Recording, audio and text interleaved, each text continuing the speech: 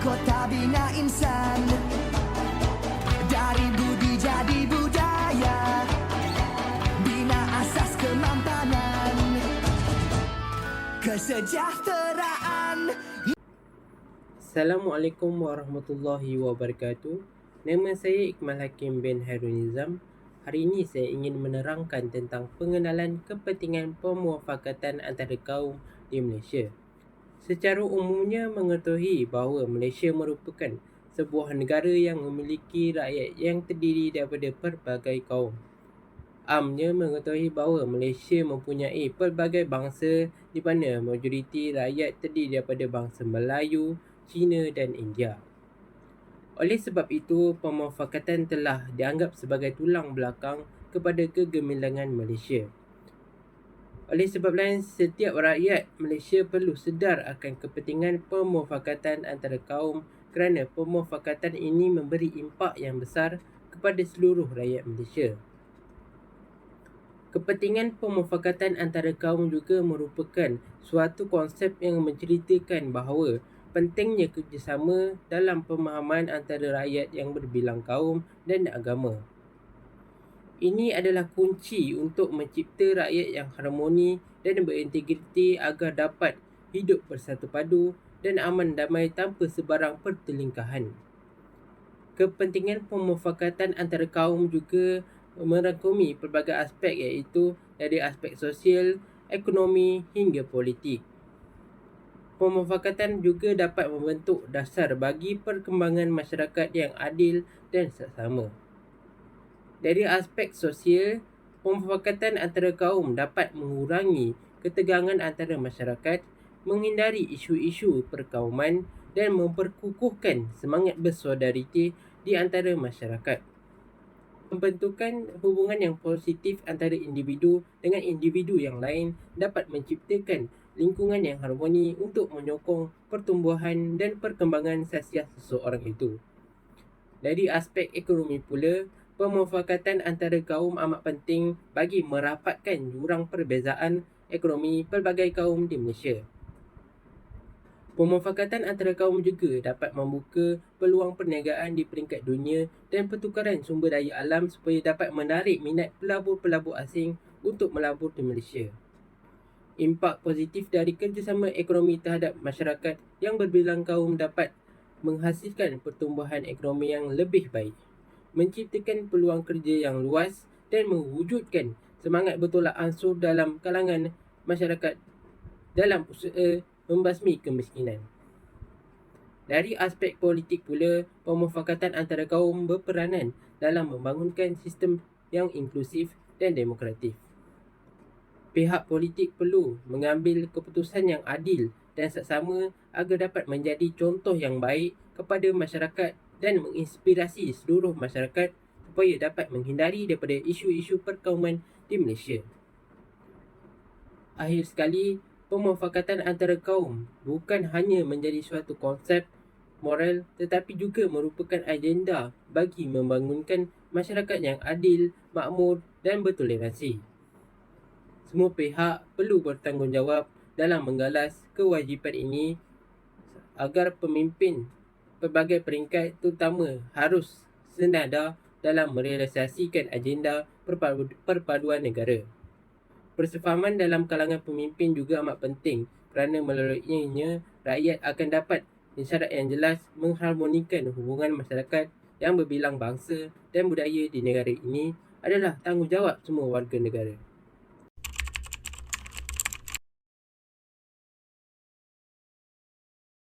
Okey, seperti kita tahu negara kita ni negara Malaysia yang mempunyai pelbagai kaum. India, Chinese, Melayu. So, kepentingan perpaduan ni bagi saya adalah sangat penting untuk memupuk semangat patriotik dan saling tolong-menolong lah. Kita tak boleh resis ke apa semua, tak boleh. Jadi kita kena bersama-sama bersatu padu. Dari segi Cina ke, Melayu ke, India ke, Kadazan ke, Iban ke, tak kira apa bangsa, tetap kita kena ni merapatkan silaturahim. Itu bagi saya lah, pendapat saya. Dan ini pun amat penting bagi negara kita, negara Malaysia lah, untuk menyatu padukan perpaduan ni. So itulah pendapat saya. Assalamualaikum dan salam sejahtera. Saya, Sobri Azizi Amirul bin Rosdi akan menerangkan kajian literatur tentang kepentingan pemufakatan antara kaum. Kajian literatur ini merupakan ringkasan atau ulasan dari artikel jurnal, buku, surat khabar dan lain-lain dokumen yang menjelaskan maklumat lepas dan terkini berkaitan yang diperlukan untuk kajian yang dicadangkan. Proses ini juga bertujuan untuk mengenal pasti sama ada sesuatu kajian yang hendak dijalankan pernah dilakukan oleh penyidik lain sebelum ini. Berdasarkan kajian literatur yang telah kami jalankan, perpaduan yang wujud pada hari ini merupakan sebuah kebahagiaan yang telah menjalani pelbagai rintangan dari segi interaksi, integrasi dan asimilasi antara masyarakat pribumi lokal dengan masyarakat bukan pribumi lokal. Proses ini telah mengambil masa yang agak panjang dengan pelbagai cabaran yang telah dilalui sepanjang zaman tersebut. Bermula dari zaman kemerdekaan pada tanggal 31 Ogos 1957, Malaysia dibangunkan dari sebuah negara mundur kepada sebuah negara yang maju dalam bidang teknologi moden. Perkara ini bermula dengan pembawaan dasar-dasar daripada Perdana Menteri pertama sehingga keempat, iaitu Dasar Pandang ke Timur, Dasar Perswastaan, Dasar Persyarikatan Malaysia, Dasar Industri Berat dan pelbagai lagi dasar yang dipacu ke arah pembangunan Malaysia dan telah memberikan hasil yang dapat membanggakan seluruh rakyat Malaysia. Penghargaan ini perlu diberikan kepada bapa kemerdekaan Malaysia dan juga pemimpin yang terlibat. Contohnya, Tunku Abdul Rahman Putera Al-Haj serta kepada pengganti-penggantinya seperti Tun Abdul Razak Hussein, Tun Husi On dan Tun Dr. Mahathir Mohamad yang telah menaikkan nama Malaysia di mata dunia dari segi kemakmuran dan pembangunan. Assalamualaikum warahmatullahi wabarakatuh. Nama saya Muhammad Haikal bin Said Zainuddin. Hari ini saya akan menerangkan kepentingan pemufakatan antara kaum.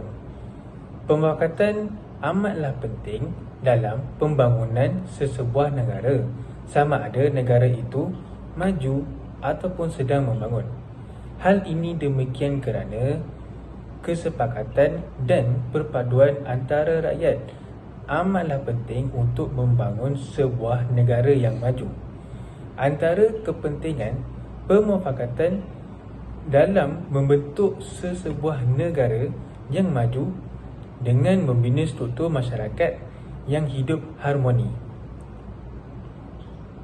Rakyat Malaysia yang terdiri daripada berbilang kaum mempunyai agama dan budaya yang berbeza-beza.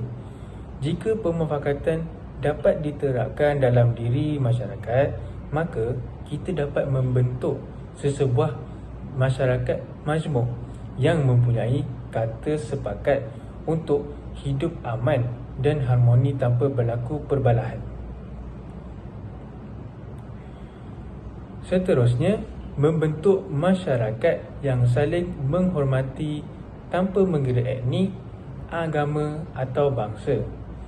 Pemufakatan dijadikan teras dalam kehidupan sesebuah masyarakat. Hal ini memastikan tidak timbulnya isu perkauman yang terkait dengan etnik, agama atau kaum yang berbeza. Dengan ini, setiap ahli masyarakat akan belajar menghormati antara satu sama lain, lantas membina pemufakatan dalam kalangan masyarakat yang akan membawa nama Malaysia Madani. Saya Nura Anabila, saya akan menerangkan dapatan kajian tentang permufakatan antara kaum di Malaysia. Kajian ini terbahagi kepada 3 bahagian. Bahagian A untuk biodata diri seperti umur, jentina dan bangsa. Kajian ini dibuat untuk mengetahui dengan lebih mendalam pandangan daripada orang sekeliling. Dapatan kajian yang pertama, apakah maksud pemufakatan antara kaum yang anda fahami? Sebanyak 97.4% menjawab pemufakatan antara kaum adalah keadaan di mana semua kaum hidup bersama secara harmoni dan saling membantu tanpa mengira perbezaan bangsa, agama, budaya dan politik. 2.6% lagi menjawab pemufakatan antara kaum adalah keadaan di mana satu kaum mendominasi dan menindas kaum lain.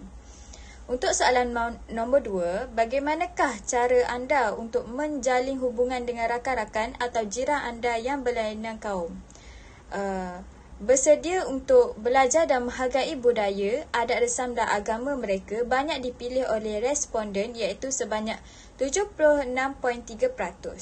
Yang kedua, banyak dipilih oleh responden 18.4% ialah menyambut hari perayaan bersama-sama mengikut kaum seperti Deepavali, Chinese New Year dan Hari Raya. Seterusnya, apakah kepentingan hubungan etik yang harmoni? Sebanyak 44.7% yang menjawab melahirkan satu suasana kehidupan yang aman dan harmoni. 36.8% memilih memberi keseimbangan antara kekukuhan ekonomi dan kestabilan politik, dan yang ketiga, 13.2% responden menjawab meningkatkan kemampuan bersaing dalam sektor ekonomi tempatan, dan yang terakhir mengekalkan nilai tambah dan kemampuan ekonomi domestik sebanyak 5.3% responden memilih. Untuk soalan keempat, kami menanyakan tentang apakah pengajaran daripada peristiwa 13 Mei 1969. Sebanyak 68.4% responden menjawab rakyat harus menghormati antara satu sama lain. Yang kedua, banyak dipilih ialah kestabilan politik dapat dicapai dan lebih sempurna. Sebanyak 10 responden memilihnya. Dan yang terakhir, 5.2% responden menjawab perpaduan kaum dan kerjasama haruslah sentiasa diterbitkan dalam setiap individu tanpa mengira kaum. Selain itu, setiap orang haruslah sentiasa menjaga tutur dan adab tanpa perlu adanya campur tangan dari segi adat resam dan etnik. Untuk soalan nombor 5, apakah kepentingan perpaduan kaum dalam masyarakat? 74.4% responden menjawab membantu memupuk toleransi, kefahaman dan keharmonian antara kaum yang berbeza. 20.5% menjawab membantu mengurangkan konflik antara kaum dan memupuk semangat kerjasama, dan yang paling rendah ialah membantu memperkukuhkan identiti kebangsaan. Soalan nombor 6, apakah yang boleh kita lakukan untuk mengelakkan konflik antara kaum? 94.9% menjawab dengan menghormati budaya, menghadiri acara budaya dan juga saling menyayangi antara satu sama lain juga dapat kita elakkan daripada konflik ini. Untuk bahagian C, bahagian ini bertujuan untuk mendapat pengetahuan yang lebih mendalam. Soalan pertama kami, sejauh manakah kesefahaman anda tentang maksud permufakatan antara kaum? 46.2% responden menjawab faham. Soalan yang kedua, sebuah NGO Cina telah mengadakan agihan bantuan banjir kepada kaum Cina. Terdapat beberapa individu daripada kaum Melayu cuba untuk meminta bantuan daripada NGO tersebut. Akan tetapi, NGO itu mengedahkan permintaan daripada kaum Melayu itu. Adakah anda bersetuju dengan cara NGO itu? 82.1% menjawab tidak setuju dan 17.9% menjawab setuju. Jadi, daripada dapatan kajian yang telah kami buat menunjukkan bahawa pemufakatan antara kaum mempunyai hubungan yang positif dengan tahap keselesaan dalam menjamin hubungan antara kaum dan persepsi hubungan antara kaum. Saya Siti Aisyah binti Muhammad. Hari ini saya akan menerangkan tentang metodologi kajian. Metodologi kajian merujuk kepada kaedah yang paling sesuai untuk menjalankan penyelidikan dan menentukan tata cara yang efektif bagi menjawab permasalahan kajian. Berdasarkan pendapat yang diutarakan oleh Cohen dan Manian, metodologi bermaksud pendekatan yang digunakan dalam penyelidikan pendidikan bagi mengumpulkan data. Kemudian, data-data yang diperolehi akan dianalisis supaya mendapat maklumat yang tepat. Antara perkara yang disentuh dalam bab ini ialah yang pertama, reka bentuk, yang kedua, kaedah pengumpulan data, dan yang terakhir, kaedah analisis data. Yang pertama, reka bentuk kajian. Reka bentuk kajian merupakan cara untuk menjana data atau maklumat yang relevan mengenai persoalan kajian. Tujuannya untuk mendapatkan jawapan yang tepat bagi persoalan kajian menerusi skema pengumpulan data yang betul. Kajian yang dijalankan untuk mengetahui tahap kefahaman masyarakat terhadap permasalahan perkauman di Malaysia. Maka reka bentuk kajian yang paling sesuai bagi kajian ini adalah kaedah kuantitatif. merujuk kepada istilah kuantitatif secara dasarnya daripada perkataan kuantiti iaitu jumlah atau bilangan. Kuantitatif dikaitkan dengan data, numerik dan ketetapan berdasarkan penyelidikan menggunakan kajian eksperimen dan data numerik untuk dianalisis. Kuantitatif bermaksud satu kajian secara umum menggunakan analisis saintifik. Data kuantitatif boleh diukur melalui proses soal selidik ataupun ujian. Seterusnya, kaedah pengumpulan data. Terdapat dua kaedah pengumpulan data bagi kaedah kuantitatif iaitu yang pertama soal selidik dan kepustakaan. Kaedah soal selidik merupakan data premier manakala kaedah kepustakaan merupakan data sekunder. Dalam kajian ini, pengkaji menggunakan kaedah soal selidik iaitu satu set soalan atau item dalam bentuk tulisan yang dibentuk secara khusus untuk mengumpul maklumat daripada responden supaya menjawab persoalan kajian. Adapun soal selidik terbahagi kepada tiga bahagian iaitu bahagian pertama untuk mendapatkan maklumat berkaitan profil responden seperti jantina, umur, status dan lain-lain. Seterusnya, bahagian kedua dan ketiga mengandungi soalan berskala agar dapat mengetahui tahap kepentingan dan persepsi setiap elemen. Untuk yang terakhir iaitu kaedah penganalisis data. Kaedah analisis data adalah tahap proses penyelidikan di mana data yang telah dikumpulkan akan diproses bagi menjawab persoalan kajian. Bagi erti kata lain, analisis data merupakan pengurusan dan pemprosesan data iaitu data-data yang diperoleh akan dianalisis. Bismillahirrahmanirrahim. Assalamualaikum warahmatullahi taala wabarakatuh. Nama saya Muhammad Hizaimi bin Muhammad Isyam. Sekarang saya akan menerangkan tentang saranan permufakatan di antara kaum. Yang pertama, galakkan anak-anak untuk berkomunikasi dengan jiran-jiran berlainan bangsa.